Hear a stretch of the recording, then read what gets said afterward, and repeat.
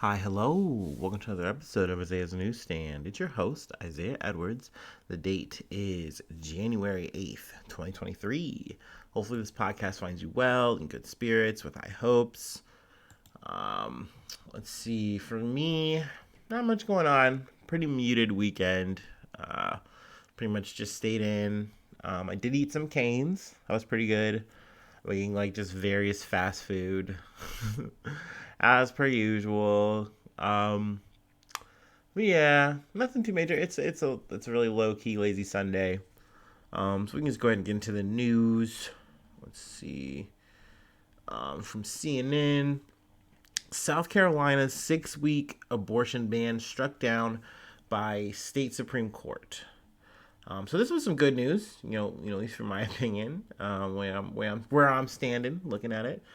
South Carolina State Supreme Court ruled Thursday that the state's 6-week ban on abortion violates the state's constitution. This was a 2021 law that more or less was dealing with like the fetal heartbeat, and they were saying around 4 weeks, more commonly 6 weeks into the pregnancy. If we have that, then you shouldn't be allowed to have the abortion, which is a really critical thing. They did have exceptions for fetal amorality. Wow, I'm getting slayed by this word. Anomalies. They're anomalies. I guess it's been too long to have seen that in print. Man, okay, and said it out loud. Anomalies. I was thinking abnormalities, and it's like, that's not that. But yeah, and also risk to the life of the mother, or in some cases, rape or incest. So, I mean, that's a very traditional thing, and it's crazy how bad it's gotten that, like, you're almost happy to at least see that they're, like, including that, like, hey, if this happened to you, then like you can at least have your abortion, because there's some places that are like, no, no way, no how. This is God's plan, which is insane. But let's see. I'm gonna read some more. In a 3-2 ruling, the court concluded that the law ran afoul of the state's constitution's privacy protections, with Justice K. Hearn writing in the lead opinion that the state constitutional right to privacy extends to a woman's decision to have an abortion, which, hell yeah, snaps. We fuck with that. Um, there's some more here. Um, then there's some people who are dissenting to it. The actually South Carolina's Republican governor Henry McMaster Blaster, he opposed it. He said in a statement, the court has found a right in our Constitution which was never intended by the people of South Carolina, which, I don't know. I guess you'd have to get down there and do some polling to figure that out.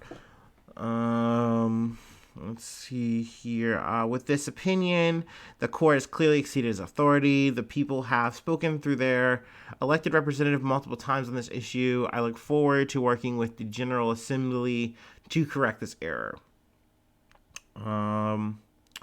But naturally, the Biden administration's stoked on that. Yay! Even though we're about to get into the Biden administration in the next bump. But yeah, I was stoked to hear about this. I think it's good and welcome news. I get that there's going to be some push and pull on this kind of stuff, but I think you can have more sensible, practical policies at the very least, that give women at least a chance to figure things out, like figure out, oh my gosh, I'm pregnant, and I would like to exercise my right to not have this baby. I don't know, call me crazy. Uh, I'm sure that's going to be something that we're going to be talking about just as much this year. But because that's the thing. I mean, with a Supreme Court ruling, it really just does go down to state, and they battle for it, and how how hard they want to restrict it or how little. So there's that. Like I said, we're talking about Biden, talking about the administration. Let's see, from Yahoo News. Biden seeks to slow migrant surge with new parole policy. Now, I gotta say, I personally do not like this policy at all. I think This is one of those lukewarm bullshit things that the Biden administration has become so good at doing, that they come out and they say something, they do a thing, and the Republicans get to pounce on them for it. And then Democrats are like, this isn't doing anything. This isn't helping me. This isn't helping anything. And they don't support it. And it just makes everybody fucking mad. And then, not to mention, it's still usually a morally apprehensible thing. Um, but let's see. Also, to clear some things up, he was going to El Paso. I know in the previous episode I was saying he was going to make a statement and do some stuff. He is also going to like the North American Leadership Conference thingy that they're doing. But I believe that's going to be this week. It's coming up this week, whereas he was in El Paso, I believe, like Friday. He was shaking hands with Greg Abbott. Let's see. We'll go ahead and read a quote right off the bat from the man. Do not do not just show up at the border. Stay where you are and apply legally from there. So essentially, this is a plan where he wants sorry, I keep getting this number mixed up when I say it. 30,000 migrants a month, and it's from 4 countries. Let's see, Nicaragua, Cuba, Haiti, and let's see, it might be Venezuela. But let's see. And essentially, it's like this parole thing where you're supposed to be able to apply, and you're supposed to apply from your country where you are, but you have to have a sponsor in America. And let's see. I mean, they have let's see. You undergo a background check, and then find a sponsor. And then I think you're doing this all through an app, and you have to like have the app. And then, like, pretty much when you get to the border, the way they're going to sort people out is like, hey, do you have this parole policy and stuff set up? And if you do, then they'll process your asylum. If you don't, then they're just going to keep doing this Title 42 loop bullshit where you get more or less processed back. I think you're essentially put on a watch list or whatever, and, you know, you can potentially, like, face jail time and stuff like that. But, I mean, the problem with this is you're only going to get so many people who are going to meet this criteria. There are plenty of people who are going through dire situations and they want to get out of their country. They want to find this better life, and they're going to make the trek. They're going to make it happen. I mean, I haven't really covered it, but I know there's some shit going down in Florida where there's been like, you know, a large amount of migration, and people are like stuck in this area that's like, it's just like a really bad area because it's hard to like access and it's bad weather or something like that. So it's been and of course it's in Florida where you have like DeSantis, and I mean, he's already doing this busing bullshit, and, you know, along with Greg Abbott, like, obviously they're doing things that are really not advantageous for, you know, for migrants. They are very anti. They want Biden to have a really harsh, strict thing, which this isn't anyway.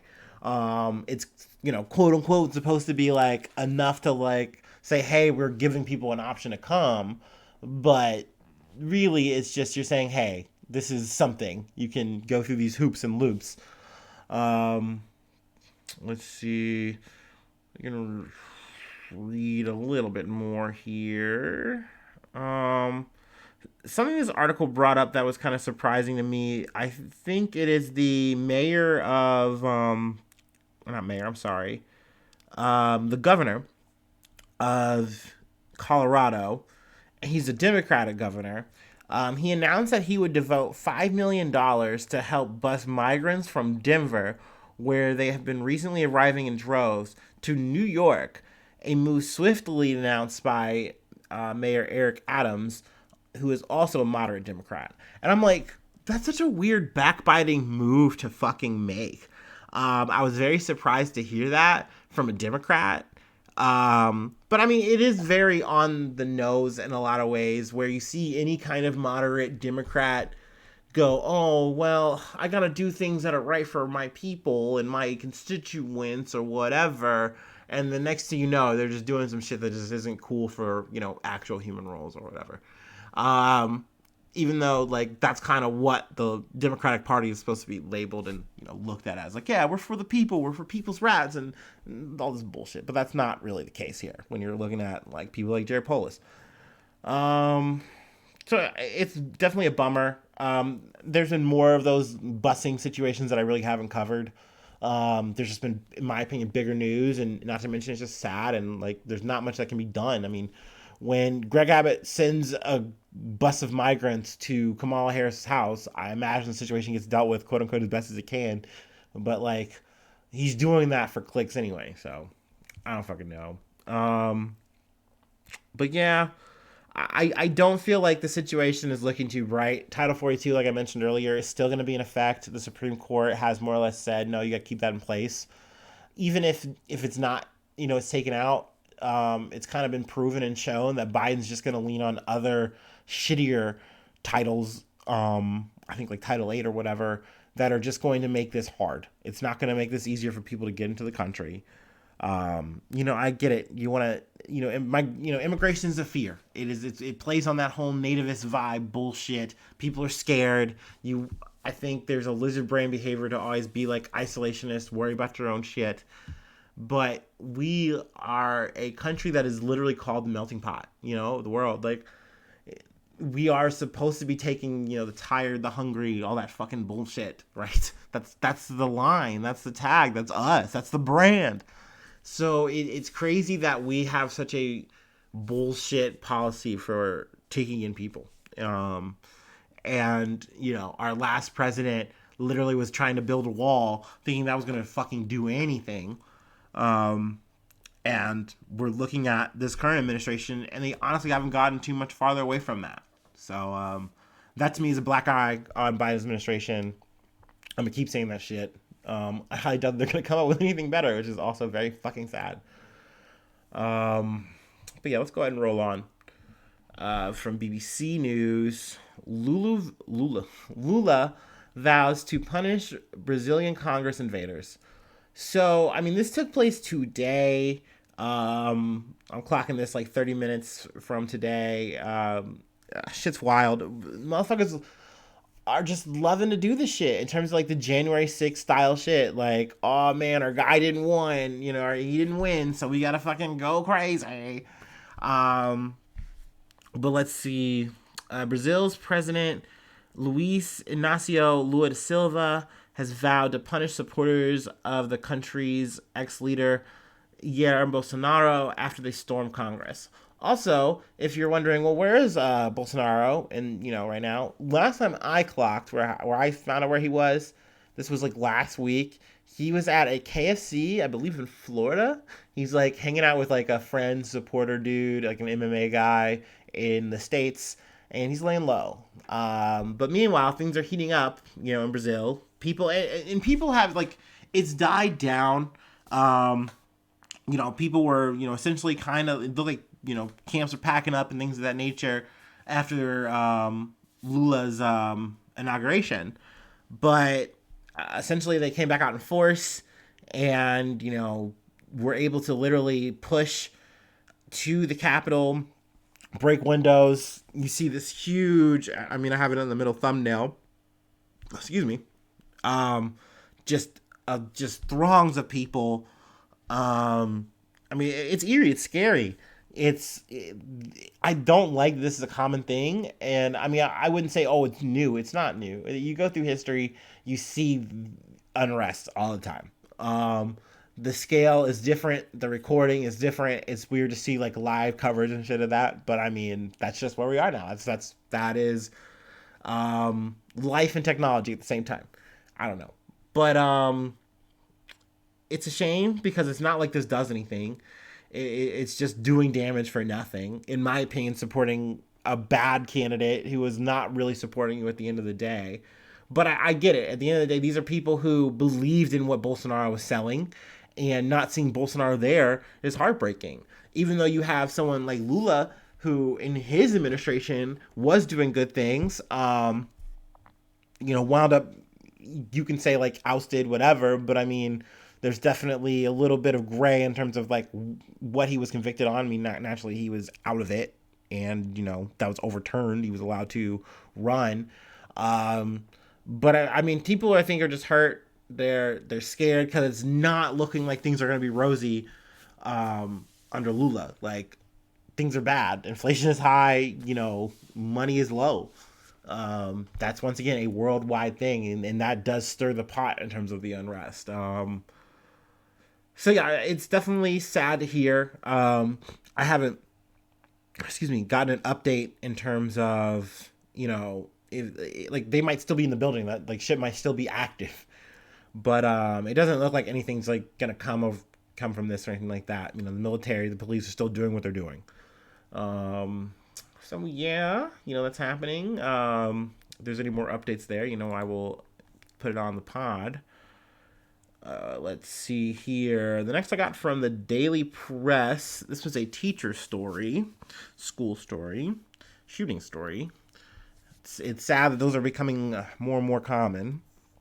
Let's see. 6-year-old boy shoots teacher at Newport News Elementary School, police say.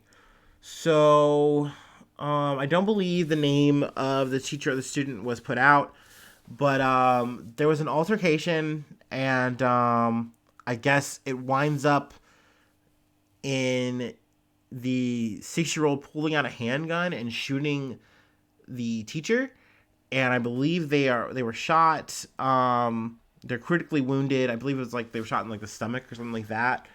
It does seem to be isolated, like into just that event. They were able to come in, get the apprehend the student. There wasn't like any fighting or anything like that from what I've seen.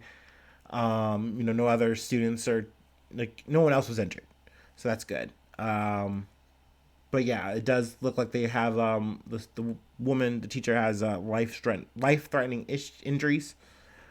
It's just really sad to hear that. I mean, this is a 6-year-old kid. Obviously, kids shouldn't have access to a firearm like that. Period. I think we could all agree, no matter what side of the conversation you are about guns and that.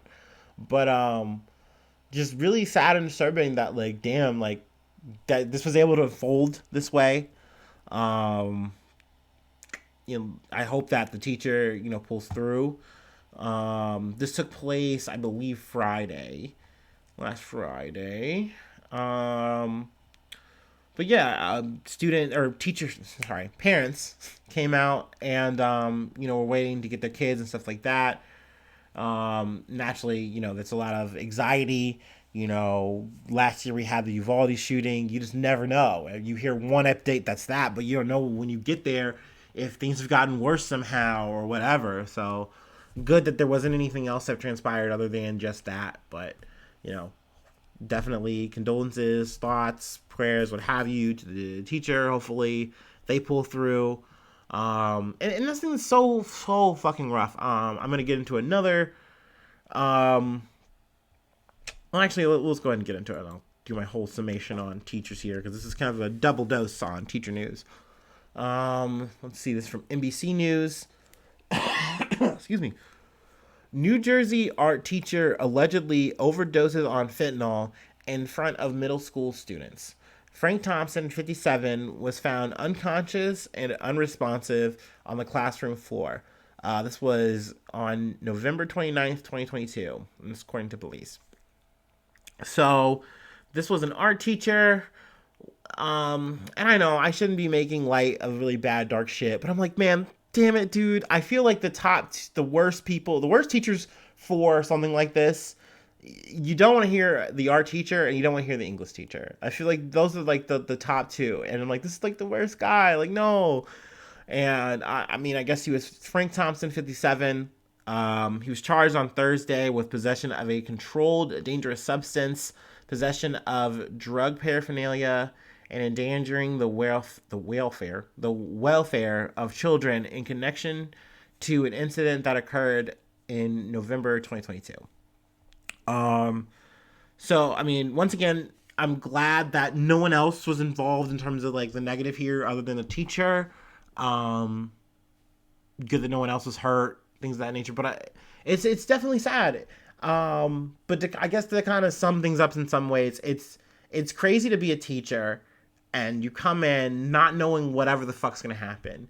People could hate you because you've decided how to live your life because you want to be this way or that way, and oh, that's not allowed. You can't talk about that. You can't be that. You can't express that.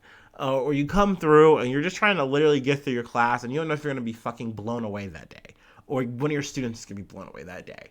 Now, obviously, in the situation with the Frank Thompson guy, that's unacceptable. That's no fucking good. Um, Definitely something like heroin, well, fentanyl, which is crazy that fentanyl is like the new heroin. Um, Doing that shit is never good. Like, no. Mm-mm. Um, that being said, you're doing it while you're on the job, and your job is taking care of kids. That's wild. That's insane. Like, it's one of those things where that's never okay. If you're getting to these places, you definitely gotta get help. You gotta get that shit worked out. Man, there was this. I'm trying to remember the movie. I wish I had a chance to play for time here. Well, let me see if I can look it up. Ryan Gosling teacher movie. God, I love fucking Google. Half Nelson. Oh my gosh, this movie so fucking good. Honestly, top five Ryan Gosling movies. He's like a teacher. Um, who literally has like a drug addiction problem. It's like in the first like 5-10 minutes or whatever, you see him like literally doing drugs in the bathroom. It was like Bad Teacher, like the Cameron Diaz movie, but like it was real and raw. So I really fuck with that. Once again, not trying to sit there and say and advocate for drug use, like this or whatever.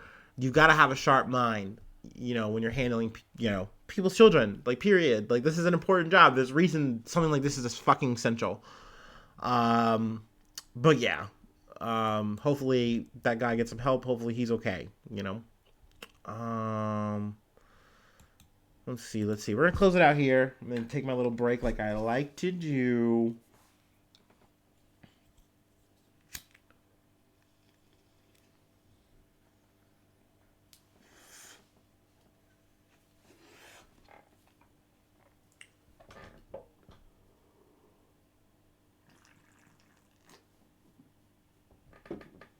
Oh yeah. Okay. Whew. From NPR, Jen Shah, Real Housewives star, sentenced to 6.5 years for telemarketing fraud. So, you guys know me. I'm a sucker for a good fraud story. I initially picked up this beat actually listening to Sinisterhood. Um, love plugging that podcast. It's amazing. Two women, they love talking about either occult stuff. They talk about like historical happenings and things of that nature. They'll talk about lost things. And they do really good breakdowns because one of them has like lawyer experience. Like, what's the word? Paralegal experience, legal experience, whatever. Um, so something like this they wound up getting into, and it is a story of Jennifer Shah. She's a cast member of Bravo's Real Housewives of Salt Lake City, which I gotta say, I'm not a Real Housewives fan, but I am a sucker for reality TV. So that's another ding for me. So we got fraud, we got reality TV. I will say one of the cool things, one of the big draws to me about Real Housewives is they do amazing reunion episodes. And if you're not familiar with what like a reality show reunion episode is, essentially you go through and you watch all this crazy drama. It's a huge buildup. You're getting all this narrative fed to you episode to episode to episode, and you're like, oh my gosh, that's so crazy. And if you've been watching week to week, you're like, man, I wonder how that all shook out. And of course, time has, gone by, and everything is now that's all been shot. So naturally, they're going to either do a live reunion or they're going to do like a reunion just ready for you. And like I said, Real Housewives series is really good at that. Anyway, Jen Shah, she was a, cast member, like I said before. She actually like literally gets arrested on the series. Like, I think it's like a bit of B-roll or whatever, but because like I said, I didn't watch it. I'm kind of getting this from a little bit bird feeding you here from what I learned from the podcast.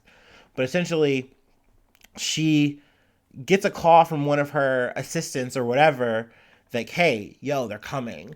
And essentially, she like unmics, leaves, and the next thing you know, the feds are there where she was, and then they wind up arresting her. So, she doesn't even get away. But, essentially what she was accused of doing, she was in a scheme involving essentially scamming thousands of dollars from elderly and vulnerable people. That's from the Justice Department.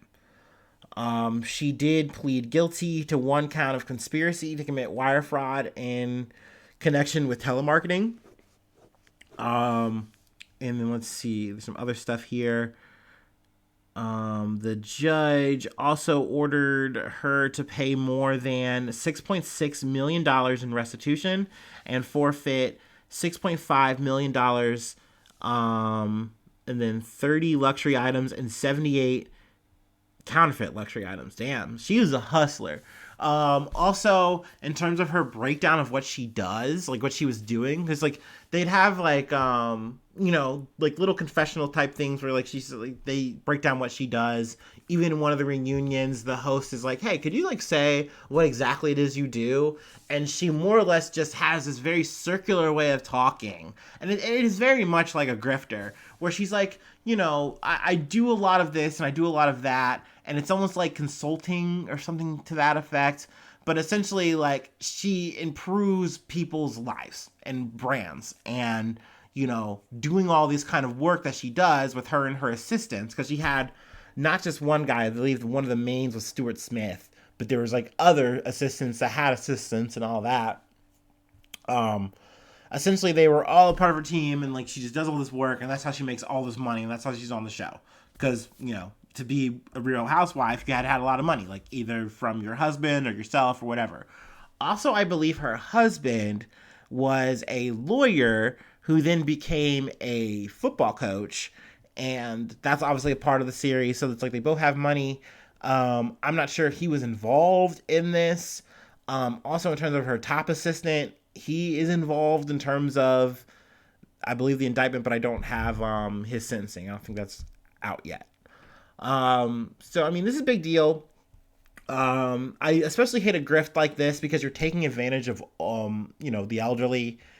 It really sucks. I mean, these people didn't even have emails, a lot of these people. So it's like, damn, like, what the fuck? Like, you're setting them up for this thing that they can't even use. And not to mention, it's not even a real thing. It's not going to help them. It's not going to make their lives any better. It's just a grift. And really sad that fucking happened. But yeah, I mean, we can kind of read a little bit. These individuals were lured in by false promises of financial security, but in reality, Shah and her co-conspirators defrauded them out of their savings and left them with nothing to show for it. That's according to the U.S. Attorney Damian Williams. But let's see. From Priya Chandri, Shah's attorney, the reality star said that she deeply regrets the mistakes that she has made and is profoundly sorry to the people she has hurt. I'm sure she fucking is. Sorry. But that's all we got. Thank you so much for tuning in to another episode. If you'd like to contribute to improve, make better, to enrich, and become closer, get closer, get closer. I have a Patreon, patreon.com/Isaiah News. Essentially it gets you Discord access, gets you access to bonus episodes that I make every week. Also gets you a shout out on the podcast, and you get to plug something if you'd like. So that's always nice. Free ways to contact me are isaiahnews1@gmail.com, and I have socials all over, Facebook, Twitter, whatever. So yeah, you can find me if you'd like. And hopefully I see you soon for some more good news. I love ya. Bye-bye. Mwah.